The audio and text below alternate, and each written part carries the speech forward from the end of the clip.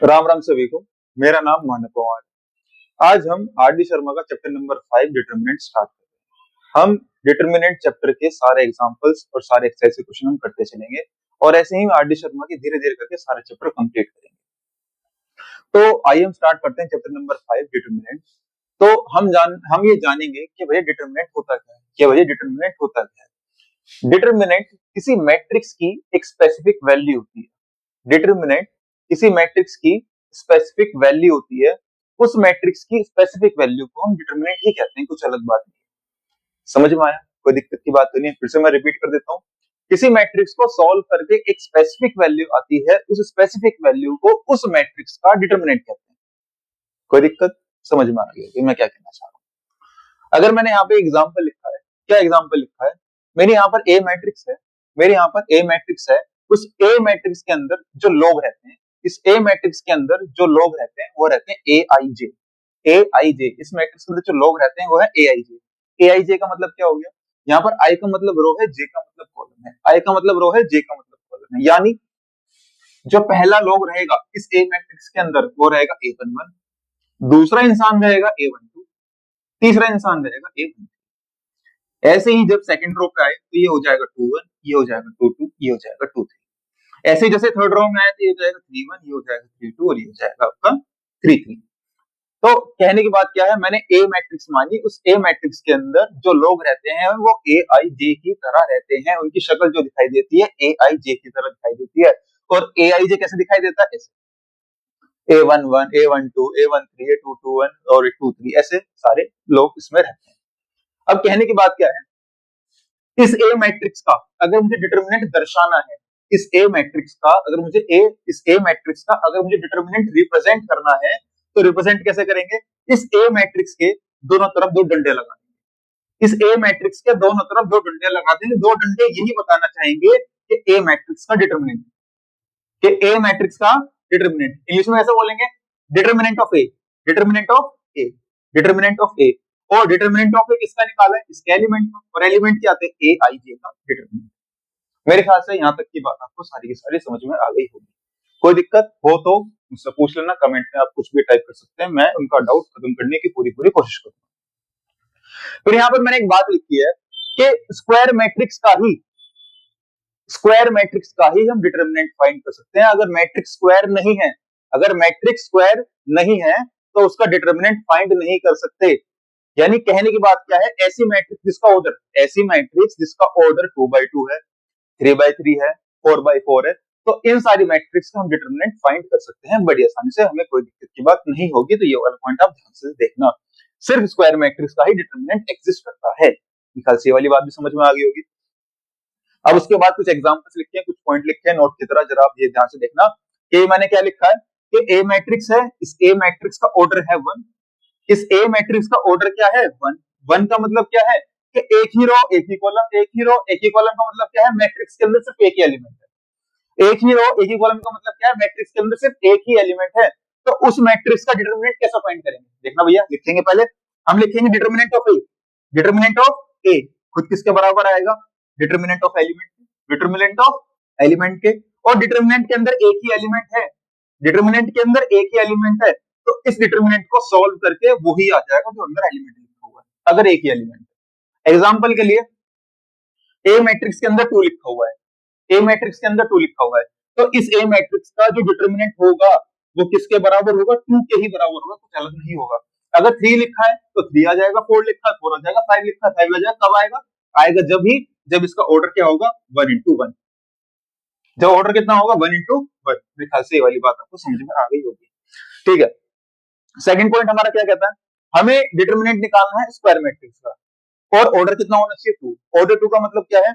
Order होना चाहिए 2 cross 2, यानी दो ही रो दो ही कॉलम, दो ही रो दो ही कॉलम। ऐसी मैट्रिक्स जिसका ऑर्डर 2 क्रॉस 2 है, तो ऐसी मैट्रिक्स का डिटर्मिनेंट निकालने का तरीका क्या होता है? ध्यान से देखना। ए मैट्रिक्स का डिटर्मिनेंट, ए मैट्रिक्स का डिटर्मिनेंट किसके बराबर होगा? अपने एलिमेंट के डिटर्मिनेंट के, अपने एलिमेंट के डिटर्मिनेंट के। तो ऐसे डिटर्मिनेंट को सोल्व करने का तरीका ये होता है, ऐसे डिटर्मिनेंट को 2x2 ऑर्डर के डिटर्मिनेंट को सोल्व करने का तरीका क्या होता है कि a11 की a22 के साथ मल्टीप्लाई करा दोगे, a11 की A22 के साथ मल्टीप्लाई करा दोगे, माइनस का साइन लगाओगे, फिर A12 की A21 के साथ आप यहाँ पे मल्टीप्लाई करा दोगे। एग्जाम्पल के लिए मैंने यहाँ पे एक चीज लिखी, A2 लिखा, 3 लिखा, 1 लिखा, 4 लिखा, 2 लिखा, 1 लिखा, 3 लिखा, 4 लिखा। अब ये कोई ए मैट्रिक्स थी, अब इस ए मैट्रिक्स को मुझे निकालना है डिटरमिनेंट, तो कैसे निकालूंगा? ए मैट्रिक्स लिखी, डिटरमिनेंट लगा दिया, इसके एलिमेंट लिख दिए, डिटरमिनेंट लगा दिया। अब इस डिटरमिनेंट को सोल्व कैसे करूंगा? इस डिटरमिनेंट को सोल्व ऐसे करूंगा कि 2 की 4 के साथ मल्टीप्लाई, ऐसे ही मल्टीप्लाई करोगे, पहले ऐसे ही मल्टीप्लाई करनी पड़ेगी पहले, यानी 2 की 4 के साथ क्या करोगे? मल्टीप्लाई। कितना आएगा? 8। अब फिर माइनस का साइन आता है, माइनस का साइन इनबिल्ट ही है, माइनस साइन आएगा, माइनस साइन मैंने लगा दिया। अब करोगे 1 की मल्टीप्लाई 3 के साथ, 1 की मल्टीप्लाई 3 के साथ कितना आएगा? 3। दोनों को माइनस करो, कितना आएगा? 5। तो हमने इस ए मैट्रिक्स का डिटरमिनेंट कितना आया हमारा? 5। तो ए मैट्रिक्स का डिटरमिनेंट कितना आया? यहाँ पर 5 आया, अगर हमारे पास ये एलिमेंट है, और ऑर्डर क्या है हमारा? 2 क्रॉस 2। तो ये आपको बात बोलनी नहीं है। 2x2 ऑर्डर की मैट्रिक्स का डिटरमिनेंट निकालने का तरीका क्या होता है? ऐसे मल्टीप्लाई, इधर मल्टीप्लाई, फिर इधर मल्टीप्लाई, इधर मल्टीप्लाई, माइनस, इधर मल्टीप्लाई। बात समझ में आ गई? कोई दिक्कत की बात तो नहीं है। अब हम कुछ एग्जांपल करते हैं, ध्यान से देखना। अब हम क्वेश्चन करने से पहले जरा हम ये सीखेंगे कि 3x3 ऑर्डर की मैट्रिक्स का डिटरमिनेंट हम कैसे फाइंड करते हैं, कैसे हम सॉल्व करते हैं। ध्यान से देखना, मैंने एक मैट्रिक्स मानी है 3x3 ऑर्डर की, जिसमें लोग रहते हैं A11, A12, A13, A21, A22, A23, A31, A32, A33। इस मैट्रिक्स का जो ऑर्डर है वो है 3 क्रॉस 3, क्योंकि आप जानते हो 3 ही रो है, 3 ही रो है, 3 ही रो है, 3 ही कॉलम है, 3 ही कॉलम है, 3 ही कॉलम है, जिससे इसका ऑर्डर है 3 क्रॉस 3। समझ में आ गया होगा। अब इस मैट्रिक्स का डिटरमिनेंट कैसे फाइंड करेंगे? ध्यान से देखना, ये ए मैट्रिक्स थी, इस ए मैट्रिक्स का हमें डिटरमिनेंट फाइंड करना है। अब 3x3 ऑर्डर की मैट्रिक्स का डिटरमिनेंट फाइंड करने का तरीका होता है फैलाना। क्या तरीका होता है? फैलाना। या तो फैलाओ अलोंग द रो, या तो फैलाओ अलोंग द कॉलम, या तो फैलाओ अलोंग द रो, या तो फैलाओ अलोंग द कॉलम। अगर आप अलोंग द रो फैलाओगे, मैंने क्या बोला? मैं पहली रो, ये रो एंड रो, इस पहली रो के अलोंग फैलाऊंगा, इस पहली रो के अलोंग फैलाऊंगा। फैलाने से मतलब है पहली रो को पकड़ के बैठ जाओ, फिर कॉलम को चेंज करो, कॉलम को चेंज करो, कॉलम को चेंज करो। देखना जरा कैसे मैं करूंगा। मैंने क्या बोला? पहली रो के अलोंग एक्सपेंड कर रहा हूं, पहली रो के अलोंग फैला रहा हूं। तो कैसे फैलाऊंगा? पहले लिखूंगा A11, फिर लिखूंगा, फिर लगाऊंगा ब्रैकेट पर्दे, फिर लिखूंगा A12, फिर लगाऊंगा पर्दे, फिर लिखूंगा A13, फिर लगाऊंगा पर्दे। हमेशा पहली रो है ना, तो यहां पे प्लस साइन, अपने आप बाद में माइनस साइन, अपने आप बाद में प्लस साइन। A11, A11 जिस भी रो में है, जिस भी कॉलम में, उसको छुपा लो, लुक्का छिपी कर लो। A11 इस रो में है, इस कॉलम में है, छुपा लो, छुप के भैया। अब करना धप्पा, देखना A22, A33, इन दोनों की आपस में multiply, A22 multiply A33, minus का साइन, A23 मल्टीप्लाई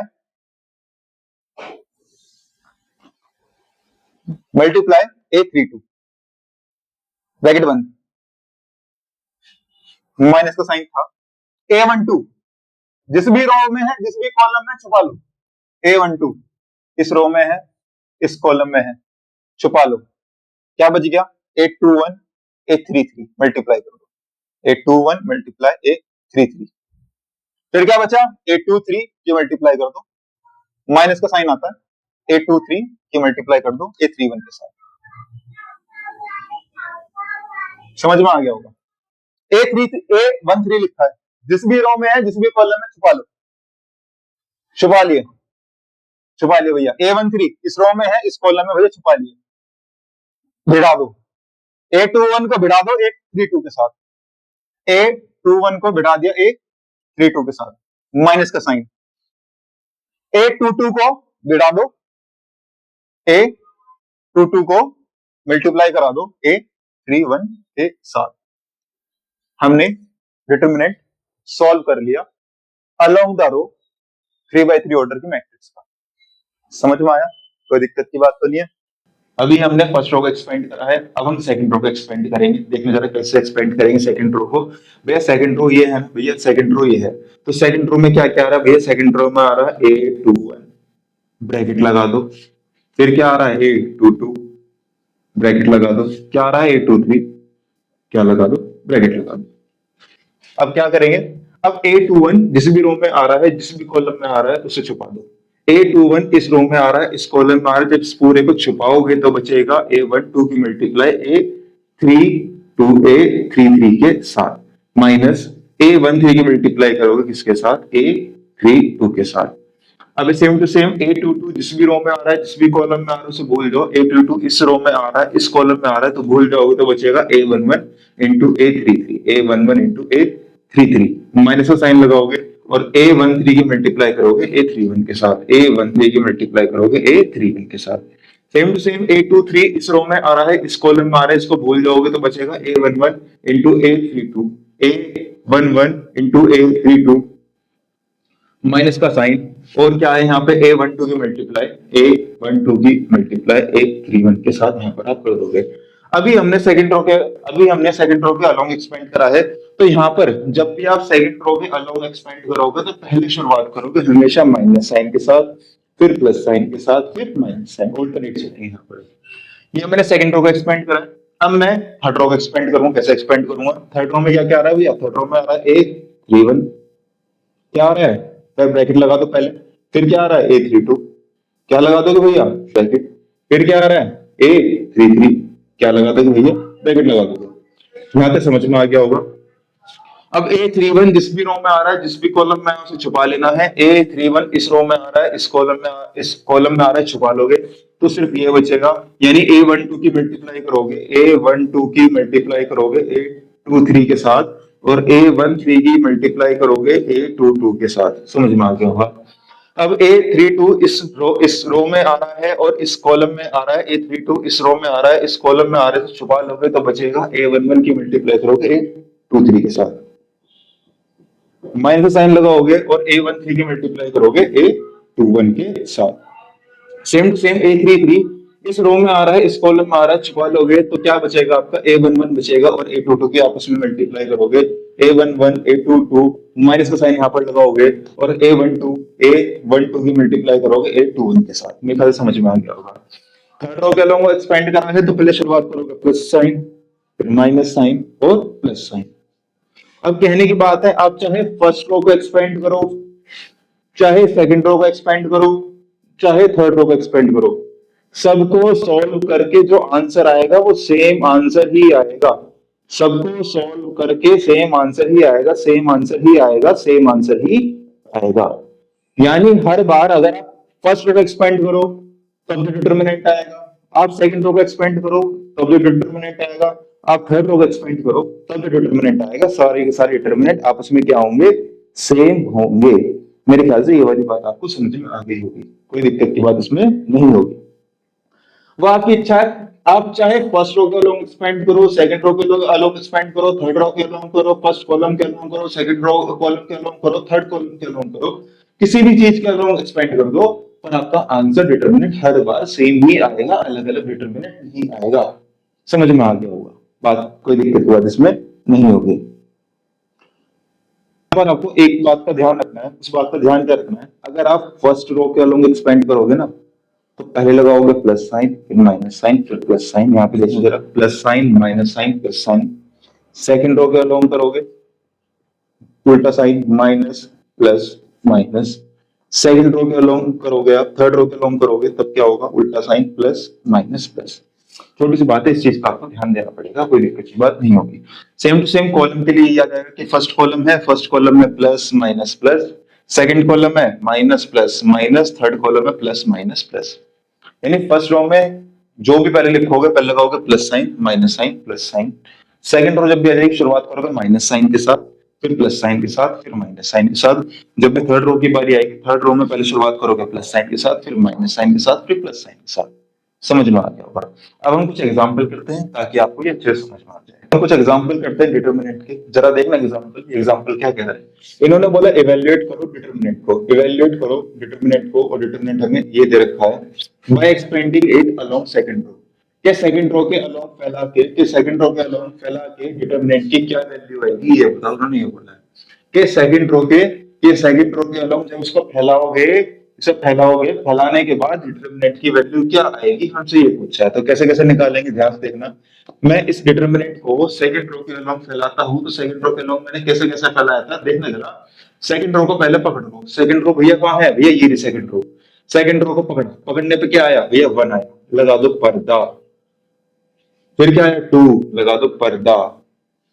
फिर क्या आया, 3, लगा दो पर्दा।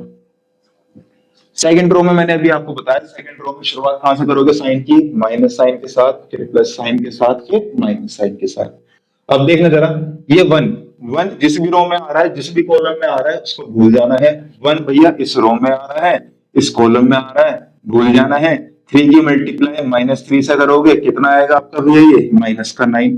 माइनस साइन आता है ये फॉर्मूले में। और 1 की मल्टीप्लाई -2 से करोगे भैया, -2 आएगा, और माइनस माइनस क्या बन जाएगा भैया, +2 बन जाएगा। कोई दिक्कत की बात नहीं होगी। अब यहाँ पे देखना, 2 इस रो में आ रहा है, इस कॉलम में आ रहा है, भूल जाना है। क्या क्या बच गया मेरा बच गया 2, और -3 मल्टीप्लाई करना पाएगा -6। माइनस साइन आता ही है, -2 की मल्टीप्लाई -2 से करोगे तो +4 आएगा। कोई दिक्कत की बात इसमें नहीं होगी। यहाँ पे ये रहा 3 इस रो में आ रहा है, इस कॉलम में आ रहा है, भूल जाना है। क्या क्या बच गया मेरा, 2 इंटू वन कितना आएगा भैया, 2 आएगा। माइनस साइन आता है फॉर्मूले में, और -2 की 3 में करोगे तो आएगा -6, और ये माइनस माइनस क्या बन जाएगा, +6। मेरे ख्याल से ये वाली बात आपको समझ में आ गई होगी। देखिए जरा, यहाँ बचेगा -1, यहाँ बचेगा -7, ये बचेगा +2, ये बचेगा ब्रैकेट में -10 और -3, और ये बचेगा +8। बोलो कोई दिक्कत है क्या। -1 की -7 के साथ मल्टीप्लाई कराओगे तो +7 आएगा, ये आएगा -20, ये आएगा -24। जब सॉल्व करोगे तो ये कितना आएगा, 7 माइनस का कितना आएगा आपका, ये 44, और 44 में से 7 माइनस करोगे तो ये कितना आएगा आपका, -37। ये आपका आंसर यहाँ पर आएगा। ये हमने डिटरमिनेंट सॉल्व कर लिया है अलोंग सेकंड रो को फैला के। देखो जरा, अगला हमारा टॉपिक है minor and cofactor of a determinant. कि किसी भी डिटरमिनेंट के हम माइनर और कोफैक्टर कैसे निकालते हैं। ध्यान से देखना, बड़ा आसान टॉपिक है, मुश्किल टॉपिक नहीं है। अगर मैं माइनर की बात करूं, कोफैक्टर की बात करूं, माइनर और कोफैक्टर डिटरमिनेंट के कुछ एलिमेंट्स होते हैं। माइनर और कोफैक्टर डिटरमिनेंट के कुछ एलिमेंट्स होते हैं। वो एलिमेंट्स हमें फाइंड करने हैं। कैसे फाइंड करेंगे, पहले हम फाइंड करना सीखेंगे माइनर को, फिर फाइंड करना सीखेंगे कोफैक्टर को। पहले फाइंड करना सीखेंगे माइनर को, फिर फाइंड करना सीखेंगे कोफैक्टर को। अब हमें ए मैट्रिक्स दे दी, अब इस ए मैट्रिक्स का यूज करके हम माइनर निकालेंगे, और इस ए मैट्रिक्स का यूज करके हम क्या निकालेंगे, कोफैक्टर निकालेंगे। अच्छा, माइनर को हम रिप्रेजेंट करते हैं एन से, और कोफैक्टर को डिनोट करते हैं हम सी से। माइनर को एन से डिनोट करते हैं, कोफैक्टर को हम सी से डिनोट करते हैं। अच्छा, ये पहला एलिमेंट है ना, अगर ये पहला एलिमेंट है तो ये पहली रो में है, पहले कॉलम में है, तो इसका माइनर कैसे लिखेंगे, M11। -7 जो है वो कौन सी, पहली रो में है, सेकंड कॉलम में है, तो उसका माइनर कैसे लिखेंगे, M12, क्योंकि भैया फर्स्ट रो में था, सेकंड कॉलम में था, M12। ये -3 ये कौन सी रो में है, ये -3 सेकंड रो में है, पहले कॉलम में है, तो इसका माइनर कैसे लिखेंगे, M21। और ये 2 है वो कौन सी रो में है, सेकंड रो में है और सेकंड कॉलम में है, तो इसका माइनर लिखेंगे M22। बात समझ में आ गई होगी, कुछ अलग बात मैंने यहाँ पर नहीं कही। ध्यान देखना, यानी M11 की बात चलेगी, यानी इसके बाद चल रही है, M12 की बात चल रही है, यानी इसके बाद चल रही है, M21 की बात चल रही है, यानी इसके बाद चल रही है, M22 की बात चल रही है, यानी इसकी बात चल रही है। अब फाइंड कैसे करेंगे, बात ये आती है। फाइंड ऐसे करेंगे, पहले 2x2 ऑर्डर का देखते हैं, क्योंकि 2x2 ऑर्डर की मैट्रिक्स थी। अब 2x2 ऑर्डर में मैं माइनर निकालूंगा, और माइनर में पहले कौन सा माइनर निकालूंगा, M11 वाला, पहली रो पहली कॉलम वाला माइनर निकालूंगा। कैसे निकालूंगा, M11 का मतलब क्या है, सेकंड M11 का मतलब ये है, M11 का मतलब ये है कि पहली रो और पहले कॉलम को भूल जाओ। M11 का मतलब ये है कि पहली रो और पहले कॉलम को भूल जाओ। पहली रो और पहले कॉलम को भूलोगे तो क्या बचेगा, सिर्फ 2 आ गया हमारा माइनर। बात करते हैं M12 का मतलब क्या है, M12 का मतलब क्या है, पहली रो और सेकंड कॉलम को भूल जाओ। पहली रो और सेकंड कॉलम को भूल जाओ तो हमारा आंसर क्या आया, -3। ये हो गया माइनर। किसका? M12 का। M21 का मेथड कैसे निकालेंगे? बड़ा आसान है कि M21 का मतलब क्या है? सेकंड रो और पहले कॉलम को भूल जाओ, सेकंड रो पहले कॉलम को भूल जाओ तो क्या बचेगा? बस आपका -7 माइनर निकल गया हमारा। अब ये वाला माइनर कैसे निकालेंगे? कि सेकंड रो और सेकंड कॉलम को भूल जाओ, सेकंड रो सेकंड कॉलम को भूल जाओ तो आपका क्या बचेगा? सिर्फ 4 बचेगा। ये हमारा क्या निकल गया? माइनर। क्या निकल गया? माइनर। अगर आपने माइनर निकालना सीख लिया तो कोफैक्टर भी कोई बड़ी बात नहीं है, कोफैक्टर निकालना सीखेंगे। ऐसे जैसे M11 लिखा है ऐसे ही मैं C11 लिखूंगा, ऐसे ही C12 लिखूंगा, ऐसे ही C21 लिखूंगा, ऐसे ही C22 मैं लिखूंगा। कोई दिक्कत की बात तो नहीं है। देखिए जरा, अब C11 वाला कोफैक्टर कैसे फाइंड करेंगे? ये याद रखना है कि जो कोफैक्टर होगा वो माइनर के ही बराबर होगा, जो कोफैक्टर होगा वो माइनर के ही बराबर होगा, बस उसमें साइन में कुछ चेंज आएगा। अब साइन में कैसे चेंज आएगा? साइन में ऐसे चेंज आएगा, अगर रो और कॉलम को प्लस करके, अगर रो और कॉलम को प्लस करके अगर हमारा आंसर इवन आता है तो प्लस साइन लगाओगे, अगर रो और कॉलम को प्लस करके अगर हमारा ओड नंबर आता है तो क्या साइन लगाओगे? माइनस साइन लगाओगे। देखना जरा, मैंने बोला कोफैक्टर और माइनर की वैल्यू सेम ही आएगी, यानी 2 है तो यहाँ भी क्या ही आएगा? 2 ही आएगा। बस थोड़ा सा साइन का ध्यान देना है। कैसे ध्यान दोगे? भैया क्या लिखा है? 1 1 लिखा है, क्या लिखा है? 1 1 लिखा है, और 1 + 1 कितना होता है? 2। 2 क्या नंबर है आपका? इवन। इवन है तो क्या साइन आएगा भैया? प्लस साइन आएगा। कोई दिक्कत की बात नहीं है। मैंने अभी क्या बोला?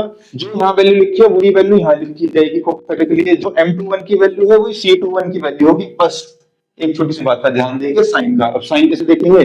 भैया रो और कॉलम का सम, अगर रो और कॉलम का सम इवन आता है तो प्लस साइन, रो और कॉलम का सम ओड आता है तो माइनस साइन। अच्छा देखना, 2 + 1 आएगा 3, और 3 एक ओड नंबर है, और क्या साइन आएगा? Minus sign. क्या साइन आएगा यहाँ पे? Minus sign. तो आंसर क्या जाएगा आपका? प्लस का 7। बात समझ में आ गई होगी मेरे ध्यान में, इसमें कोई दिक्कत की बात नहीं होगी जरा सी भी। अब अच्छा, M21 लिखा है और 21 भी एक और नंबर है। क्या नंबर है? और नंबर है। तो C12 की जो वैल्यू होगी वो -3 होगी। बस -3 में क्या साइन लग जाएगा? माइनस साइन, जिससे माइनस माइनस क्या हो जाएगा? प्लस साइन, यानी वैल्यू क्या हो गई? 3 वैल्यू हो गई। अच्छा, ये 2 + 2 क्या आएगा? 4, यानी कोई साइन में बदलाव नहीं आएगा, यानी 4 को यहाँ पर भी क्या लिखा जाएगा? 4 लिखा जाएगा। मैं डायरेक्ट बताता हूँ, अगर ऑड नंबर आएगा आप उल्टा साइन लगा दोगे, इवन नंबर आएगा कोई साइन में बदलाव नहीं करोगे। फिर से बोलूं, अगर आपका इवन नंबर आएगा तो साइन में कोई बदलाव नहीं करोगे, जो माइनर की वैल्यू है वही कोफैक्टर की वैल्यू होगी। पर अगर आपका ऑड नंबर आएगा तो आपका जो भी साइन होगा माइनर का, उसके उल्टे साइन की वैल्यू होगी कोफैक्टर की। समझ में आ गई होगी सारी की सारी बात। ऐसे हम 2/2 ऑर्डर की मैट्रिक्स के माइनर और कोफैक्टर हम निकालते हैं। अब हम 3/3 ऑर्डर की मैट्रिक्स के माइनर और कोफैक्टर निकालना सीखेंगे। जरा कैसे निकालना है यहाँ पे देखना जरा, बड़ा आसान है, कुछ भी नहीं करना वैसे यहाँ पे देखना। अच्छा, ये 1 लिखा है तो ये भी क्या ही होगा? M11। ये क्या होगा? देखना जरा, M11। ये क्या होगा? M12। ये क्या होगा? M13। M11 M12 M13। बात समझ में आ गई होगी। सेम टू सेम ये क्या होगा आपका? M21 M22 M3 M23।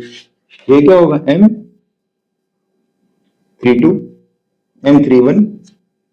ये क्या होगा? M32। ये होगा M33। तो जरा देखना कैसे निकालेंगे माइनर। माइनर ऐसे निकालेंगे, ध्यान से देखना।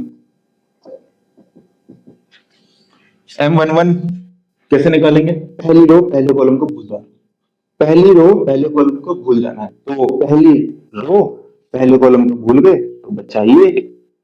अब बचा ये, अब इसको सॉल्व करना हम जानते हैं। कैसे सॉल्व करेंगे? 2 की मल्टीप्लाई 3 में करोगे कितना आएगा? 6, माइनस साइन आएगा बीच में अपने आप ही, और -4 की -1 में करोगे आएगा प्लस का 4, और आंसर आएगा आपका प्लस का 2। समझ में आ गया होगा। M12 कैसे निकालेंगे?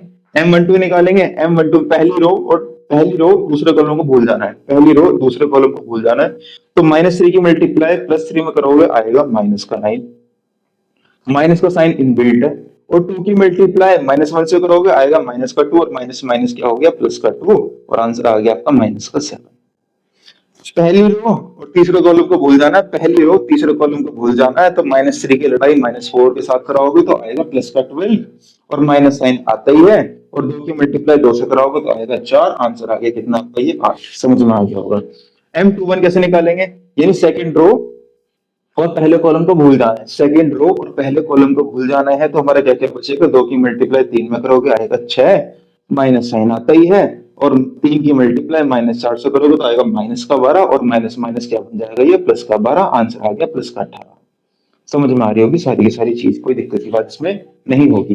M22 यहाँ पे लिखा है, कुछ भी दिक्कत नहीं है। सेकंड रो सेकंड कॉलम को भूल जाना है, सेकंड रो सेकंड कॉलम को भूल जाना है, तो बचेगा 1 की मल्टीप्लाई 3 से करोगे आएगा 3, माइनस साइन बीच में लगाओगे और 3 की मल्टीप्लाई 2 से करोगे आएगा 6 और आंसर आएगा -3। बोलो कोई दिक्कत है क्या? M23 भी ऐसे करेंगे कि सेकंड रो थर्ड कॉलम को भूल जाना है, 1 की मल्टीप्लाई -400 करोगे तो आएगा -4, माइनस से साइन बीच में आता ही है, और 2 की मल्टीप्लाई 200 कराओगे तो कितना आएगा, +4, और ये यहाँ पे आ गया। मेरे ख्याल से बात समझ में आ गई होगी। आंसर आएगा आपका -8।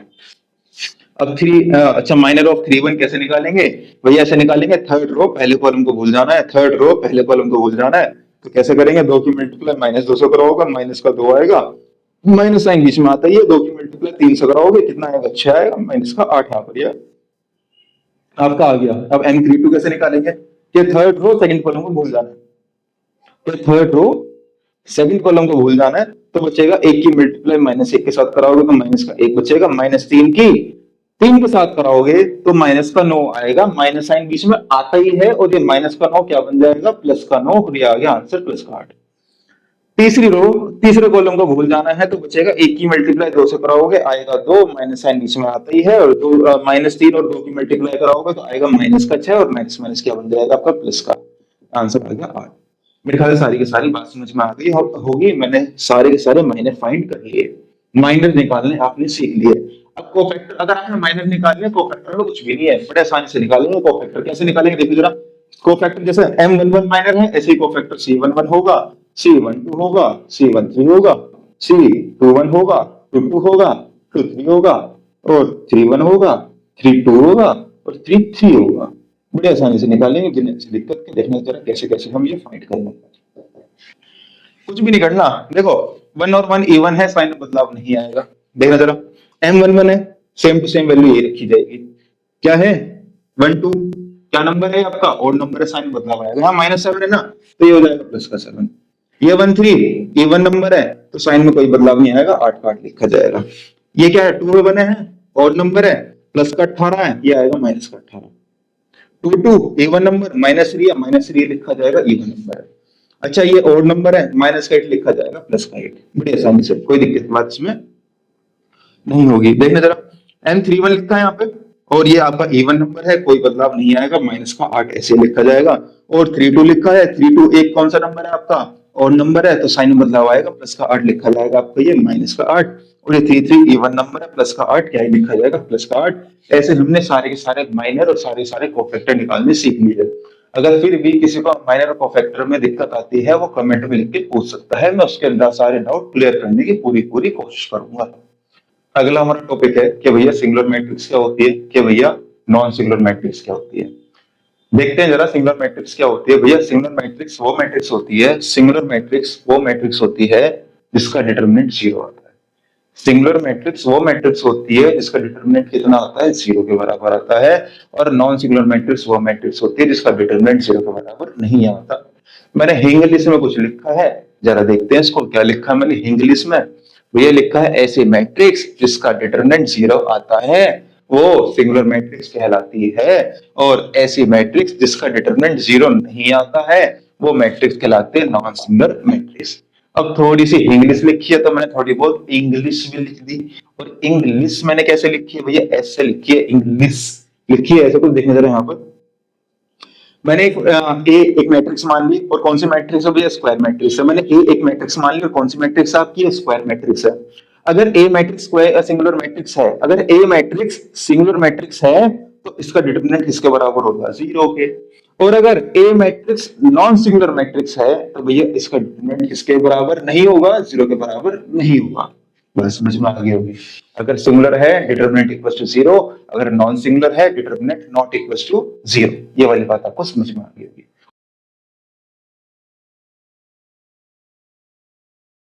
Determinant is independent of